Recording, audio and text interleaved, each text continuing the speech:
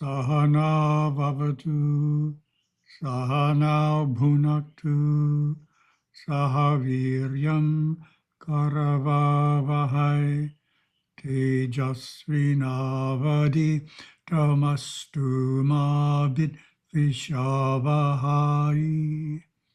Om Shanti, Shanti, Shanti. And we will share the screen.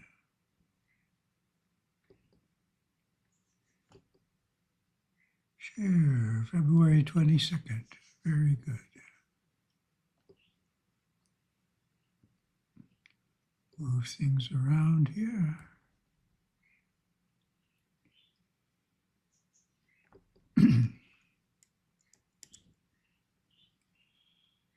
And as you would expect, we're continuing our first topic with the Yoga Sutras. And we are still in chapter 1 for a time bit more. All the way up to verse 41. Oh, we're starting to talk about some of the forms of samadhi. Samadhi is the title of the chapter. So we finally got to it.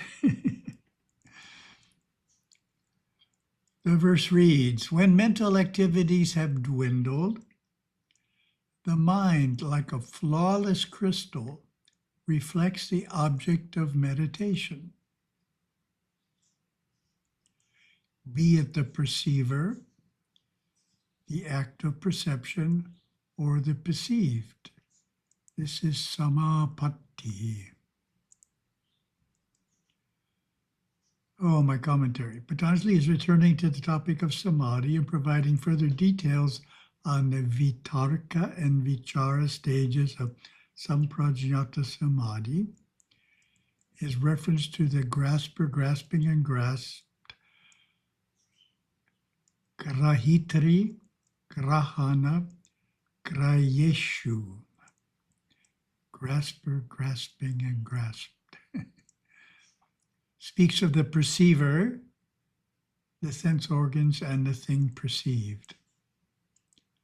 The common understanding here is that the perfectly stilled mind is capable of complete identification with objects of meditation, comprehending them directly without subjective analysis or ratiocination.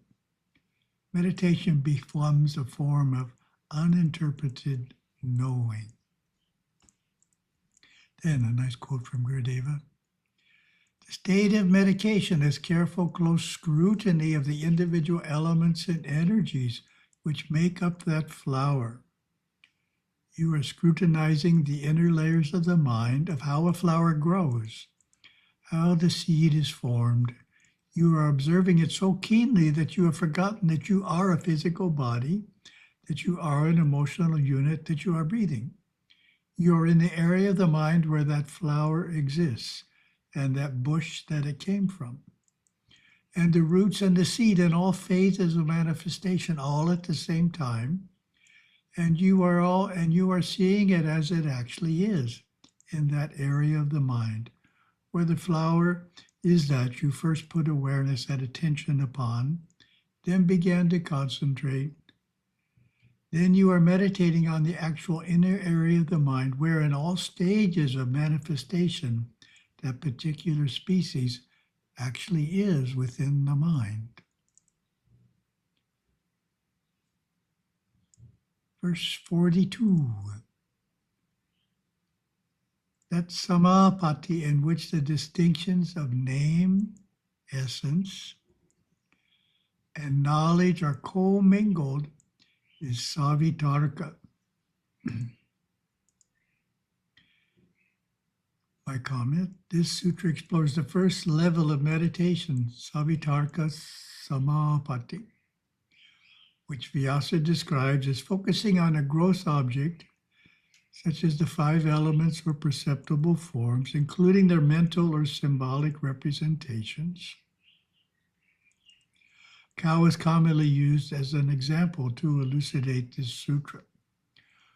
When the mind of a yogi is engrossed in the thought of a cow, and there is a mingling of these three things, the word cow, the animal itself, and the knowledge pertaining to cows, this meshing is called Savitarka Samapati.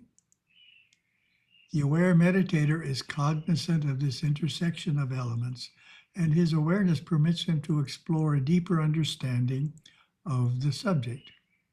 So this is the initial understanding.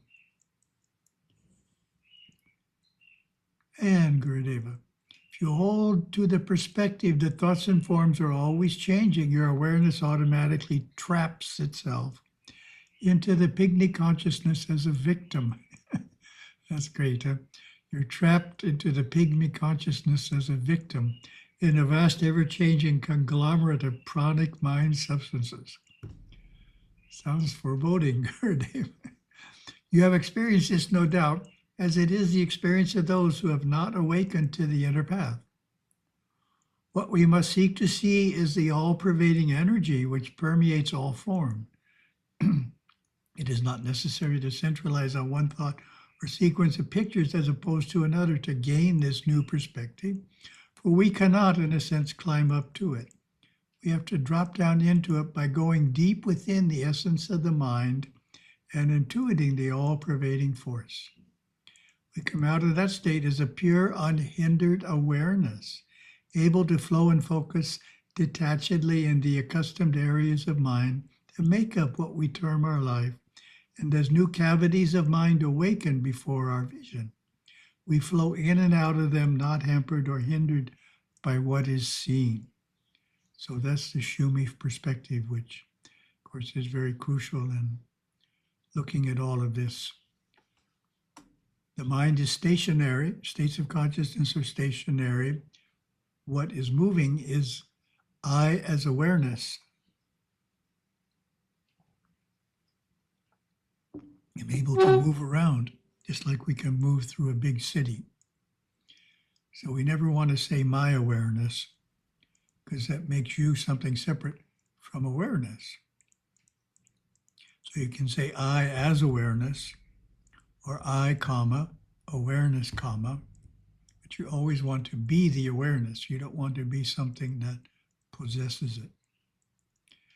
And verse 43, when memory is completely purified, intrinsic identity is seemingly absent, and the object alone shines forth. This is Nirvitarka. So my comment, eventually the yogi transcends his normal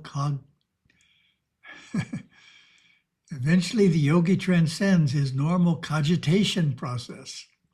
That's not an everyday word, cogitation process, and encounters the object of his contemplation directly without reference to prior experience. This stage, called Nirvitarka Samapati, is beyond thinking. It is explained by some as taking the object out of time and space or becoming the object. I like becoming the object better. So you're so concentrated on the object that you become it and you forget that who you are. You're just the object. Instead of thinking about the object of contemplation, the yogi, having set aside all memory and learned knowledge of it, is open to direct communion with the object. And Gurudeva, whoa, this is a long one. Contemplation is the nature of direct cognition of something through identity or oneness with it. So that's exactly what we're talking about. Take a flower and place it in front of you. Breathe deeply as you sit before it. Simply look at it. Don't stare at it and strain your eyes, but simply become aware of it. Each time awareness moves to some other area of the mind, with your willpower, move awareness back and become aware of the flower again. Keep doing this until you are simply aware of the flower and not aware of your body or your breath. Then begin to concentrate on the flower. That is the second step. Think about the flower. Move into the area of mind where all flowers exist in all phases of manifestation and concentrate on the flower. Move from one area to another, to where all stems exist, to the stem of that particular flower, to the root that particular flower came from, and to the seed. Concentrate, concentrate, concentrate on the flower. This is what concentration is, remaining in the thought area of that particular item that you are aware of and flowing through the different color and sound vibrations of the thoughts. How does it work? The powers of concentration. It is only a name. Actually, what is happening is you are flowing awareness through the area of the mind which contains the elements which actually made that particular flower, and you are perceiving how all those elements came together. Verse 44. In the same way, subtle object meditation with and without reflection is explained. This sutra describes two stages of meditation, or samapatti, focused on an internal or mental object, not a material one. So that's called vichara. First is the Savicara stage, in which the meditator examines a subtle object, exploring it with a goal to comprehend and define it better and better. Eventually, that form of reflection is transcended, thinking subsides, and the inherent essence of the object remains. That is the Nirvicara stage. So subtle objects, vichara, with thought, savicara, without thought, nirvicara. Sa is with and nir is without. If someone doesn't know that, it makes it easier. Sa with, nir without. Precisely controlled intellect pierces deeply beyond the veil, says Gurudeva, the veil of words into the threshold of spiritual experience. The noble devotee uses his willpower to discriminate philosophically as to the nature of his quest. It is the elimination of words and thoughts, which are the intellect, that is his goal. So that's what we're talking about. Eliminate them. Nirvicara, Nirvitarka. Elimination of words and thoughts, which are the intellect, that is his goal. He already has a great deal of self-discipline through having conquered somewhat the emotions and passionate instincts of the past. Now comes the more advanced practice of pranayama, the control of breath and inner direction of prana in transmutation toward the highest goal, realization of the self that he hopes one day to attain. Verse 45. And the subtlety of things culminates in the unmanifest. What in the world does that mean? Let's see. My commentary. This sutra is indicating that any subtle object of meditation can be traced back to its source, which is defined as the undifferentiate or unmanifest.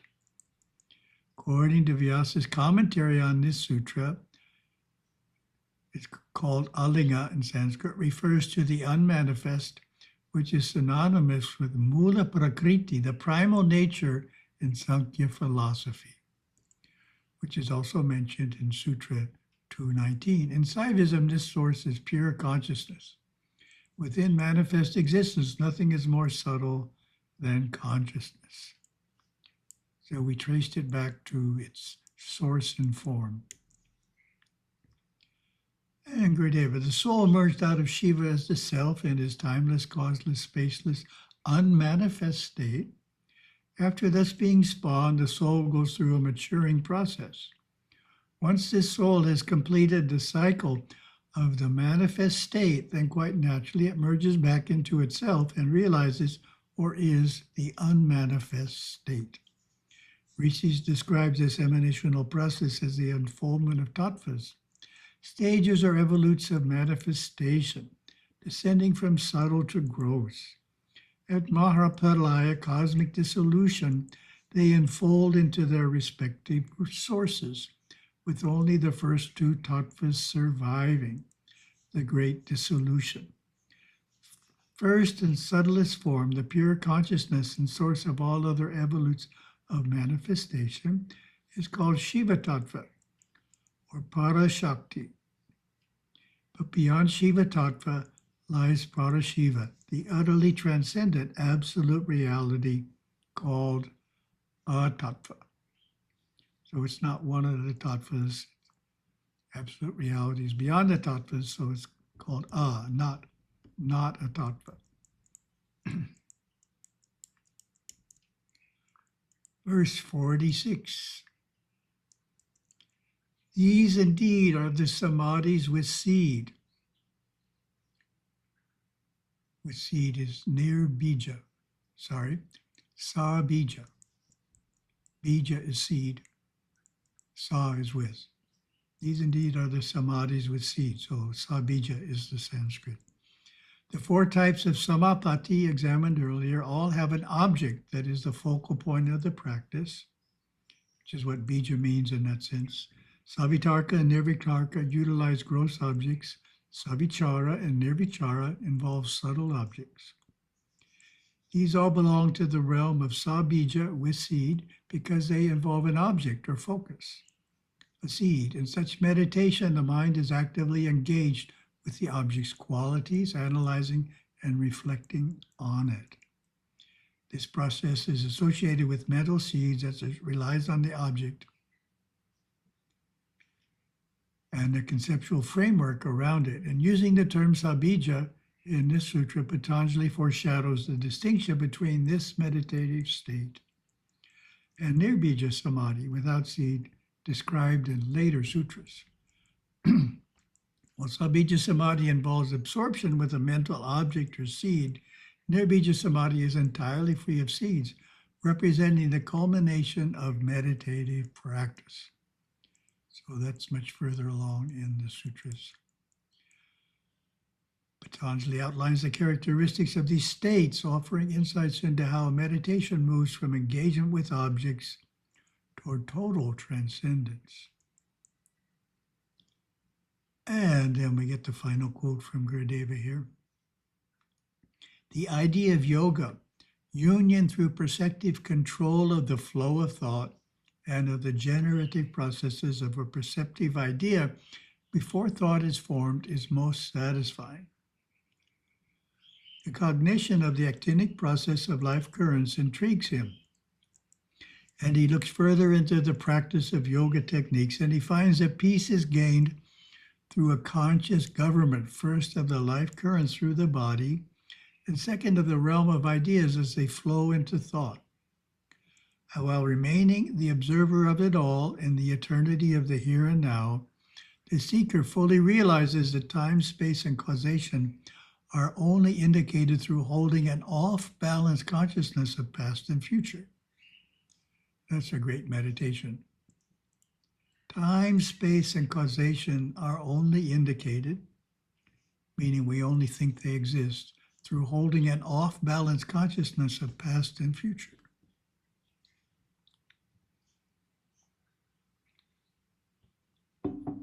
Otherwise, we see everything as being in. Otherwise, we see everything as being in the present moment. That's what Gurudeva is saying. On and on through the mind we travel daily. Once awareness has become detached from the limited area of the mind it has been trapped in, the journey seems endless. It is. Seek on, look in, and on that solid foundation of good character, move into that place in the mind and live there.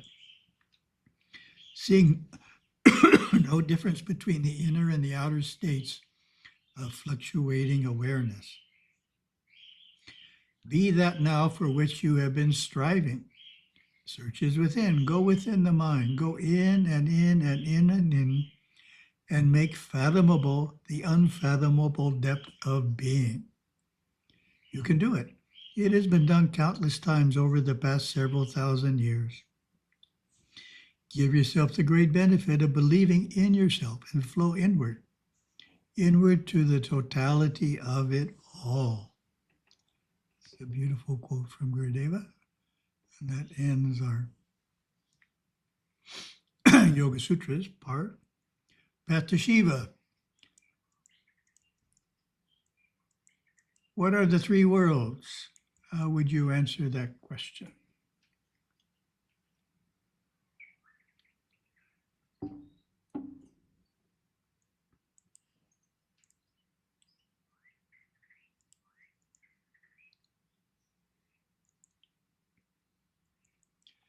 There are three worlds of existence. First world is the physical universe, the gross plane called Bhuloka.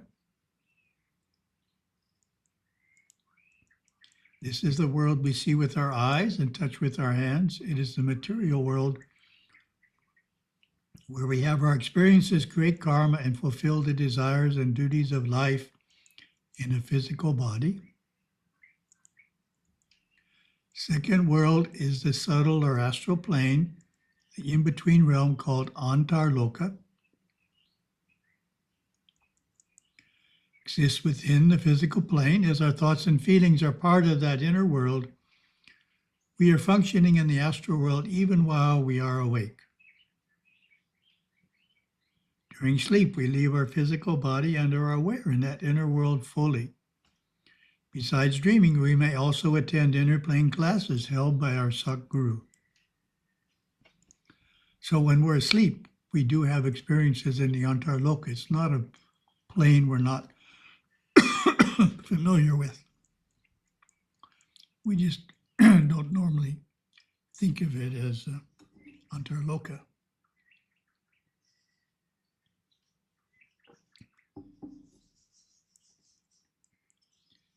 The Antarloka has many levels spanning the spectrum of consciousness, from the hellish Naraka regions where the asuras, demonic beings, dwell, to the highest region of the Devaloka, where the devas or angels live.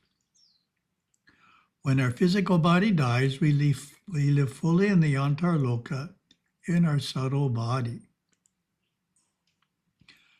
So sometimes some individuals call the Antarloka the Devaloka, but that's incorrect. Antarloka is the whole thing, from the bottom at Naraka to the top. The top is the Devaloka, not the whole thing. The whole thing is the Antarloka. And the third world, causal plane, the world of light and blessedness, called Shivaloka. The highest plane is the home of God Shiva and of the gods who assist him, such as Lord Ganesha and Lord Murugan. It is also the home of highly advanced souls who exist in their brilliant soul form. We experience the Shiva Loka when we see the inner light or have a flash of intuition. We can worship God and the gods anywhere, but the temple is the best place because it is built as a special sacred place where the three worlds meet as one. When we are awake, we normally don't sense or see the inner worlds. The temple enables us to feel the presence of God, gods, and devas, just as night vision goggles allow us to see in the dark. In our form of worship, called puja, we chant, burn incense, ring bells, and offer lights and flowers. This ritual brings us close to God and the great beings of our faith.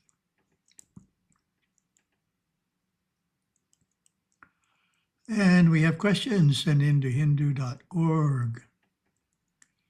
A Hindu concept that has gone mainstream is karma. But unfortunately, some people have this concept of karma as a cruel avenger. Interesting. And it feels that it is used as a way to cast a curse because people begin thinking or talking about all the terrible consequences and all the pain that karma will bring to you, whoever they don't like. Please comment on this perspective. How would you comment on this perspective of karma? Back again here.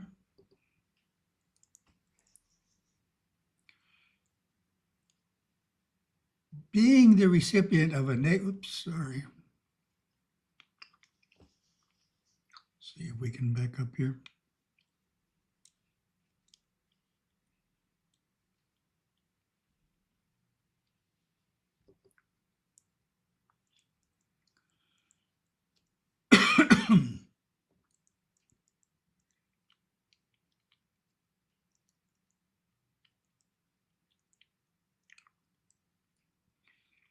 Being the recipient of a negative fruit of action offers the opportunity to learn from the experience. Learn, keyword. We are treated by others as we treated others in the past. If we swindled money from a business associate in the past, we will someday have that same experience, not immediately, but in time. The karma pala, what the youth might call comeuppance, forces us to experience what the victims of our actions felt when we mistreated them.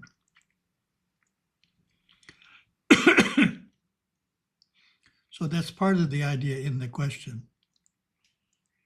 Such a realization can be seriously upsetting and disruptive.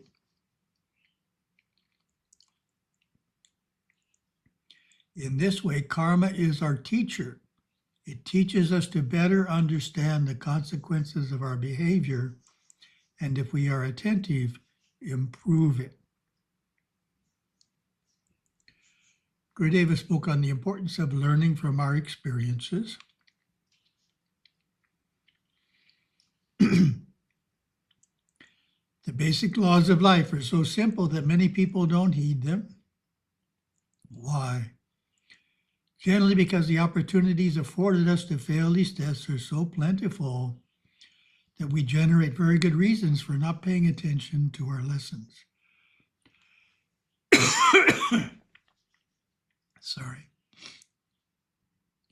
Shall we say it is normal to fail some of these tests? Yes, isn't this like getting a failing grade on a report card in school? Not passing some of the tests and having to take a course over again? Idea repeated. We must learn from our experiences or find ourselves repeating them again and again. Get through it. And finally, to give a direct response to the question. Rather than look at karma as a cruel avenger, its purpose is to be a teacher, teaching us what? How to improve our behavior, how to handle a situation better the next time we encounter it. So that's what that initial perspective is missing. If somebody's misbehaving, it's fine to think that they're going to get treated the same way, but we want them to improve their behavior. We want to see everyone coming up in consciousness, and karma is one of the ways that makes that possible to happen.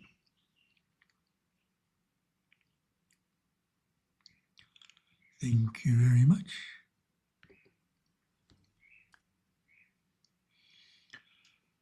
Oh.